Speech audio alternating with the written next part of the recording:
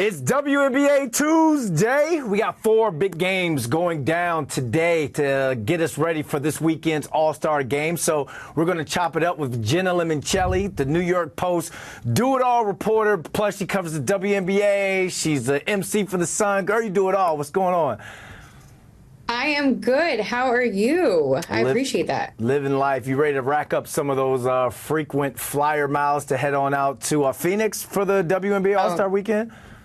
You know it. I'm so excited for All-Star this weekend. Let's get into it. All right, we got 4 games going down today. At this point, the Mercury have already beat the Mystics, and then we got the Storm and the Sparks that kick off or tip off at 3:30 p.m. But this here is New York City and the Tri-State. Let's talk about your Connecticut Sun and the Liberty. Let's preview that matchup. Who are some of the stars? What are we looking at? And could this be a preview of the WNBA championship?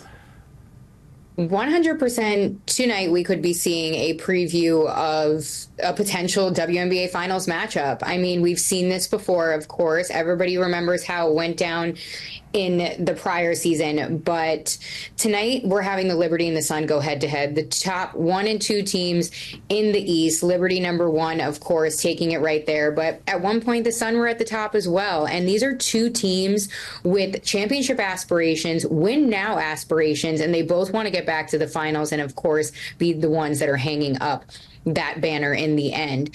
But like I said, top 2 teams in the East tonight. It's going to be a great matchup. Please tune in. And that one is going to be on Prime. Sorry, we had a little sensor issue in my conference room here. Love it. Love it. Yes. Their matchup is on Prime. And, of course, you have Alyssa Thomas on Connecticut Sun's side, the veteran, the MVP candidate from last season, who's, of course, making a case for herself this season. And we know Connecticut is a veteran team. They have a lot of veterans in the mix there. And they're used to playing the Liberty at a high level because, again, they went at it in the finals in the previous season. So, again, this is going to be a matchup of elites. You're going to see a lot of high-level basketball, a lot of physicality, and honestly, it's anyone's game. Like I said, the top 2 teams in the East there. And, of course, you have that last matchup of the evening, which is the Aces and Chicago. I expect the Aces to take this, of course, with their MVP candidate in A'ja Wilson. But don't underestimate that gritty Chicago team led by the triple-double queen herself in Angel Reese, the rookie there. So catch these 2 games on Prime tonight. It's going to be 2 high-level matches, of course, with 3 teams that are arguably in the race for the WNBA championship. Let's go even deeper on the Chicago-Vegas matchup. You think there's more pressure on Vegas to win this game, to keep their season that they're having going? I would say there is more pressure on them just because if we remember, they started out the season really on a low end. They weren't winning a lot of games. A lot of people were panicking quick. There was a lot of seeming dysfunction on the court, but they've been coming back, climbing their way up in the conference there. And right now they're #3, 16-7 record. So again, not worried about them. This is typically what the Aces do, a little bit of a slow start, and then they pump it out after the All-Star break. A'ja Wilson is having the season of her life, going for a 3rd chip in a row. But yeah, there is a little bit more pressure because, of course, you're going to see that heightened crowd. You're going to see more of that attendance factor because of Angel Reese and the Sky. And it's definitely going to be a louder game than as if they were playing, the Dream or the Wings per se. But definitely a little more pressure, of course, heading into the momentum of the All-Star break, too. All right, let's talk about that All-Star break because you're going out there. There's going to be some pretty dope events, and we've seen a rise in eyes and just the markability of not only the players but the game since the Angel Reeses and the Caitlin Clarks have hit the league. They're already saying some of the venues going to be sold out because of Caitlin Clark. Surprise, surprise. So what are you looking forward to, and what can fans expect? I'm looking forward to seeing. Well, you said Caitlin Clark, so let's start there. I'm looking forward to seeing Caitlin Clark and Angel Reese, the only 2 rookies to be named to the 2024 WNBA All-Star team. It's going to be an incredible excitement factor because, of course, we're seeing all this heightened attention, viewership, and revenue around Clark and Reese, especially from what they brought over from the collegiate level. So I'm excited to see them mixing in with these other top veteran players. Of course, I want to see these people on the same team, which we may not ever get to see. Yeah. So again, this is the first time we're getting to see Angel and Clark on the same team. And they had that huge rivalry in college, of course, LSU and Iowa going at it. LSU topped Iowa in the 2023 championship game. So it's going to be interesting to see how they play off each other and how they work so well together. I expect the internet to be buzzing and people saying it's poetry in motion, hopefully watching their incredible pick and rolls. But I'm looking forward to that.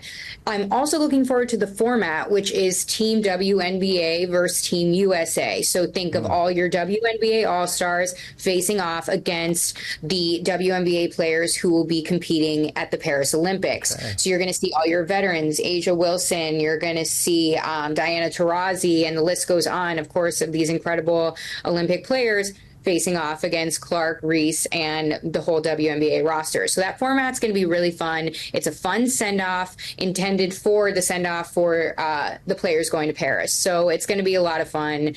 The uniforms are amazing. They're pink and orange and really fun. Jumpman designed them this year, and it's going to be an incredible time. And they also have the three-point contest on Friday and the skills contest, which the announcement has not been made as of July 16th, who will be playing in those contests. Clark also teased it with reporters previously saying, she isn't sure and we'll see, what happens. So that'll be cool if Clark decides to enter that contest, and we'll see who's going to make it. Absolutely, because Caitlin Clark versus Sabrina Ionescu in the three-point contest, that right there is that's appointment television. If people still watch basketball games on TV. All right, I'm gonna put you on the spot here. I'm gonna get some of your favorites so far this season. I'm gonna give out a category. You give us about 15 seconds on why you chose this team or this player. All right, best team in the WNBA. Go. Right now, I'm going Connecticut Sun. Do I seem biased? Maybe, but they've been the top consistent team for me. They have that veteran presence, like I said, in Dewana Bonner and Alyssa Thomas, and they're my top team just because of their experience, their veterans, and my weapon for them, Dejanay Carrington, who has been like a Swiss Army knife for them on both ends of the floor. So I'm going to go with Connecticut, but again, don't rule out Liberty. You forgot one thing. Their in-game MC is absolutely fire as well. League MVP, go.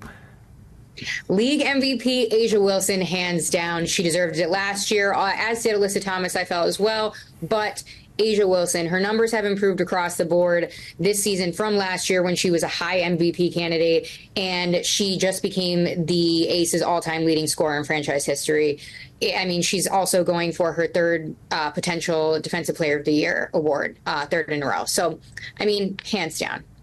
All right, $1 million question, and get ready for your comment section to blow up on this one.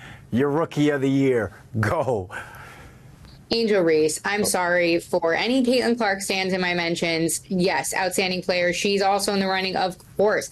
But I'm going with Angel Reese, and I say that because of her consistent attitude and leadership, aside from notching, what is it? I think we're at 14 triple-doubles now, consecutive it was, and she broke Candace Parker's previous record. So again, record-breaking, her leadership, which has really impressed me across the board. And pretty much she's the player that everybody said her game wasn't going to translate, and look at it here. It is translating. She also got that All-Star nod in her rookie year. So I'm going with Angel Reese right now.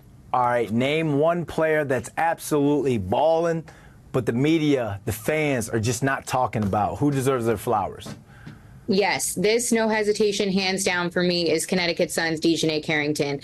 And I say this because I have been advocating for this all year long. She moved into the starting lineup after a bench role last year, and she has been completely dominant, like I said, like a Swiss Army knife for that team on both ends of the floor. She's diving for open balls. She's having blocks. She was just on SportsCenter the other night on the top 10. I mean, we need to be giving her credit where credit is due because, like I said, moving from a bench role into the starting lineup and being a major contributing factor on such a veteran team is huge. I also think she was snubbed for All-Star, and her points, and I believe it is rebounds, are up significantly from last year. So again, numbers don't lie if we bring up the stats either. Men lie, women lie, numbers don't lie. Jenna Lemoncelli, have a great time out there. Bring some of that sun back, and we'll catch up when you get back for sure. You got it. Thanks for having me.